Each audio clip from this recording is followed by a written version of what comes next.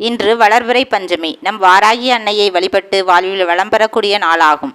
சப்த மாதாக்களில் முக்கியமானவளான வாராகிக்கு உகந்த நாள் பஞ்சமி திதி.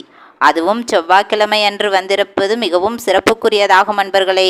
வாராகி அம்மனை இரவு 6 மணிக்கு மேல் வழிபாடு செய்வது மிகவும் சிறப்பு வாய்ந்ததாக கருதப்படுகிறது. மேலும் வாராகிக்கு பிரியமான மாதுள முத்துகளை உதித்தோ, சர்க்கரை வள்ளிக்கிழங்கு படைத்தோ அல்லது தயிர்சாதம் நைவேத்தியமாக படைத்தோ அங்கு வரும் பக்தர்களுக்கு நம் தானமாக வழங்கலாம்.